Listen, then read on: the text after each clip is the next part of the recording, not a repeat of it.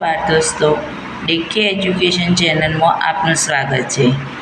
આજે આપણે ધોરણ 6ની સ્વાધ્યાય પોથીમાં સામાજિક વિજ્ઞાનમાં 9મો પાઠ આપણું ઘર પૃથ્વીનું સોલ્યુશન જોઈશું. તો પ્રશ્ન 1.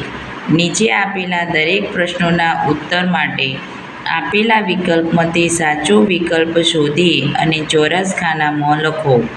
તો નીચેનામાંથી કયો ગ્રહ બાહ્ય ગ્રહ છે? તો મંગળ, પૃથ્વી, યુરેનસ કે બુધ?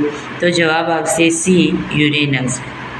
બીજો, 180° રેખાંશ વૃત્ત કયા નામે ઓળખાય છે? ગ્રીનિચ રેખા, ઉત્તર ધ્રુવ, કર્કવૃત્ત કે આંતરરાષ્ટ્રીય દિનાંતર રેખા? તો જવાબ આવશે ડી, આંતરરાષ્ટ્રીય દિનાંતર રેખા. ત્રીજું, 66.5° ઉત્તર અક્ષાંશ અને 90° ઉત્તર અક્ષાંશ વચ્ચે કયો કટિબંધ આવેલો છે? ઉષ્ણ, શીત, શીતોષ્ણ કે તમામ? તો જવાબ આવશે બી, શીત. ચોથું, સૂર્યનું ક્રાંતિવૃત્ત વિષુવવૃત્તને વર્ષમાં કેટલી વાર છેદે છે? 1, 2, 3 કે 4? તો જવાબ છે બી, 2 વાર. પાંચમું, પૃથ્વી અને સૂર્યની વચ્ચે ચંદ્ર આવે તો કયું ગ્રહણ જોવા મળી શકે?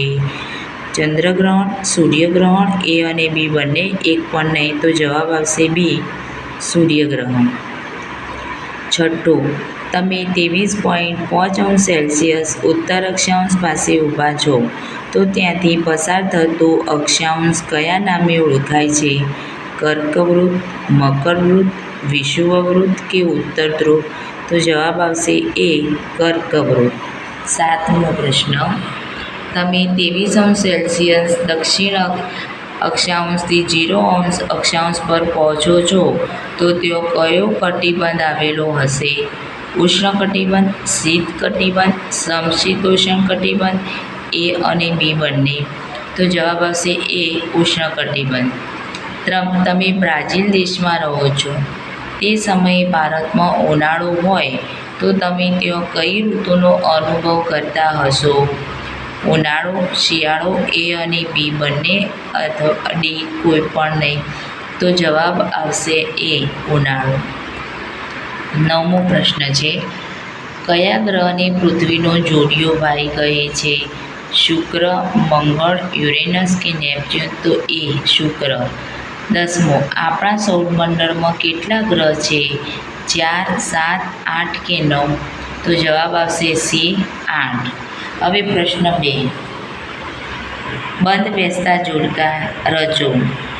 0° રેખાંશ અહીંયા આપેલા છે. ઉત્તર ધ્રુવ ઉપર હોય, દક્ષિણ ધ્રુવ ઉપર દિનાંતર રેખા કહેવાય. વિષુવવૃત્ત, ઉત્તર ધ્રુવવૃત્ત કે ગ્રીનિચ રેખા?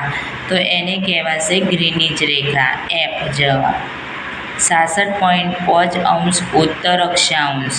તો એને કહેવાય છે ઉત્તર ધ્રુવવૃત્ત. ત્રીજું છે 180° રેખાંશ? તો જવાબ આવશે સી, દિનાંતર રેખા. ચોથું છે 0° અક્ષાંશ?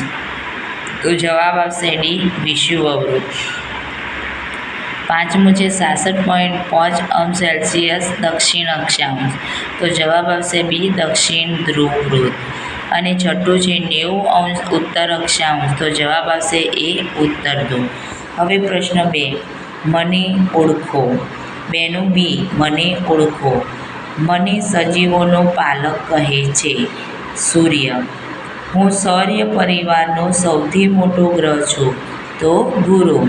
હું હંમેશા એક જ દિશામાં ચોક્કસ સ્થળે દેખાતો તારો છું. તો કયો તારો છે? ધ્રુવનો તારો. હું ઇંગ્લેન્ડના ગ્રીનિચ શહેર પરથી પસાર થતી રેખા છું. તો ગ્રીનિચ રેખા. હું પૃથ્વીની આસપાસ ફરું છું. તો ચંદ્ર. પ્રશ્ન 3. યોગ્ય શબ્દ વડે નીચેના વિધાનોની ખાલી જગ્યાઓ પૂરો. આજે આપણે ખાલી જગ્યા સિસ્ટમ દ્વારા જે તે સ્થળના અક્ષાંશ અને રેખાંશ જાણી શકીએ છીએ. તો શેના કારણે? જવાબ આવશે ગ્લોબલ પોઝિશનિંગ. બીજો છે, પૃથ્વીના ગોળા પર દોરેલી આડી કાલ્પનિક રેખાને ખાલી જગ્યા કહે છે. તો અક્ષાંશ કહે છે. ત્રીજો છે 90° દક્ષિણ અક્ષાંશ ખાલી જગ્યાના નામે પણ ઓળખાય છે તો દક્ષિણ ધ્રુવ વૃત્ત. જવાબ આવશે.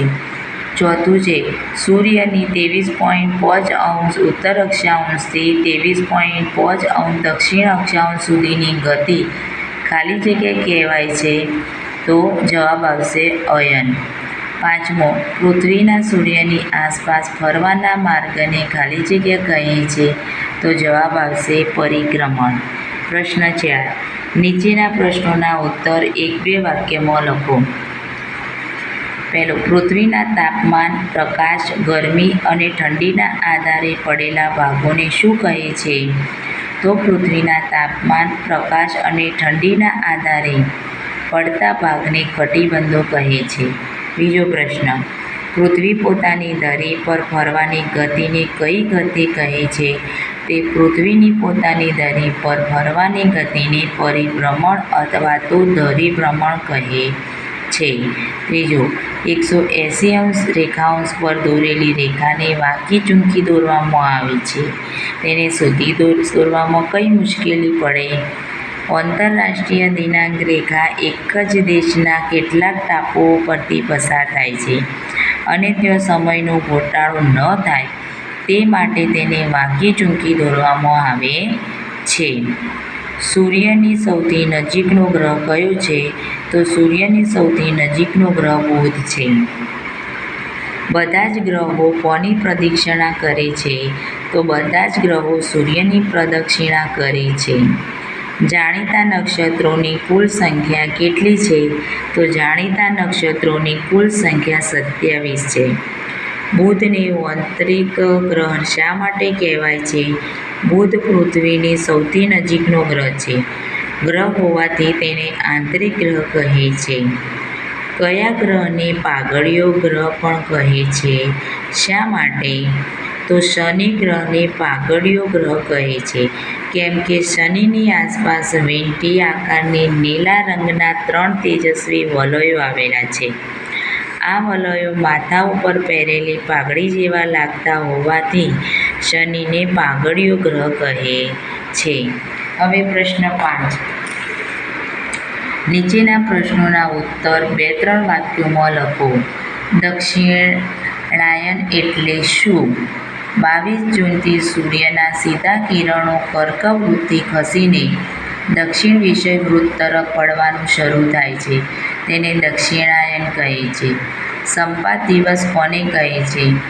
સૂર્યનું ક્રાંતિવૃત્ત અને વિષુવવૃત્ત વર્ષમાં 2 વાર એકબીજાને છેદે છે.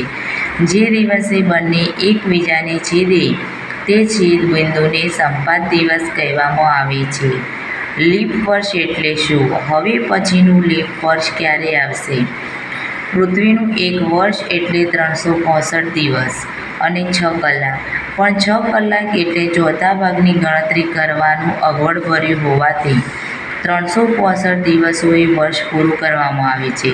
બાકીના બચેલા 6 કલાકને દર 4 વર્ષે ફેબ્રુઆરી મહિનામાં 1 દિવસ વધારીને એટલે કે 28 દિવસને બદલે 29 દિવસ કરીને સરભર કરવામાં આવે છે.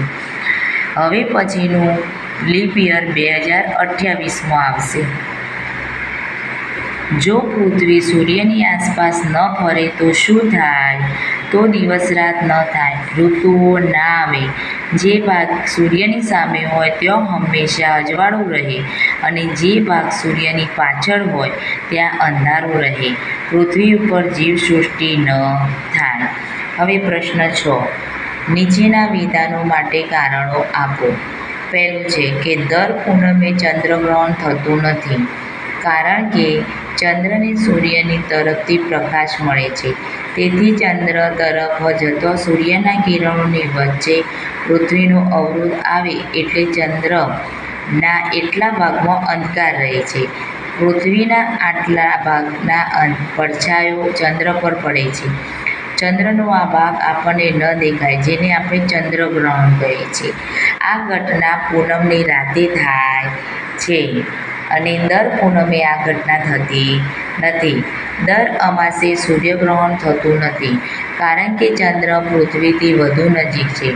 તે પૃથ્વીની આસપાસ ફરે છે. ક્યારેક તે ફરતી વખતે સૂર્ય અને પૃથ્વીની વચ્ચે આવી જાય છે. આ વખતે ચંદ્રના અંતરાયથી સૂર્ય દેખાતો બંધ થાય છે. આ ઘટનાને સૂર્યગ્રહણ કહે છે.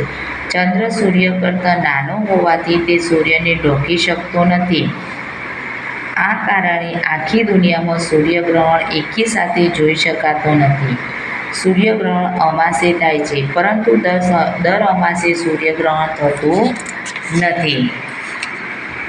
ત્રીજું કારણ, ઉલ્કાને આપણે ખરતો તારો પણ કહીએ છીએ, કારણ કે અવકાશમાં ફરતા પથ્થરના નાના નાના ટુકડા અથવા ગ્રહોના નાના ભાગો પૃથ્વીની નજીક આવતા ગુરુત્વાકર્ષણ બળના લીધે પૃથ્વી તરફ ખૂબ ઝડપથી ખેંચાઈ આવે છે.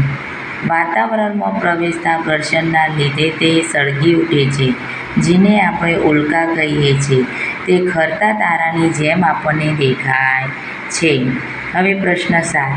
આકૃતિ દોરી નામ નિર્દેશ કરો. જે આકૃતિ અહીંયા આપેલી છે, સૂર્ય અને પૃથ્વી, ઉત્તર ધ્રુવ, દક્ષિણ ધ્રુવ, વિષુવવૃત્ત, કર્કવૃત્ત, સૂર્યના કિરણો, એ આકૃતિ અહીંયા દોરવાની છે અને આ જ આકૃતિ અહીંયા દોરવાની છે.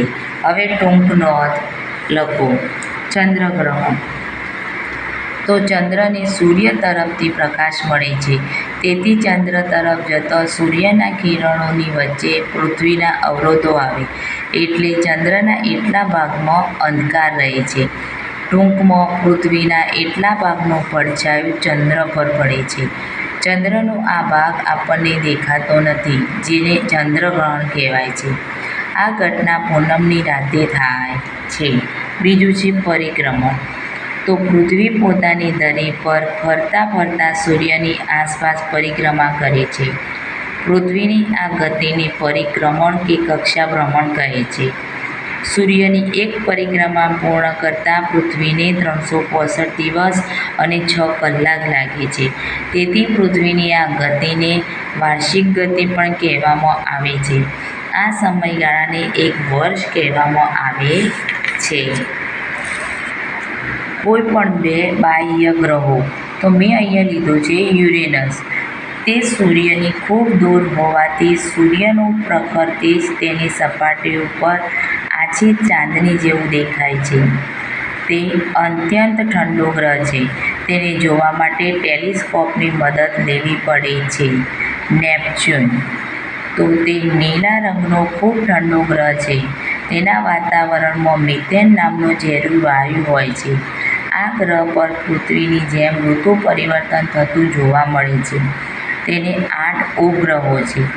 ઈસવીસન 1845માં ગેલે નામના ખગોળશાસ્ત્રીએ આ ગ્રહની શોધ કરી હતી.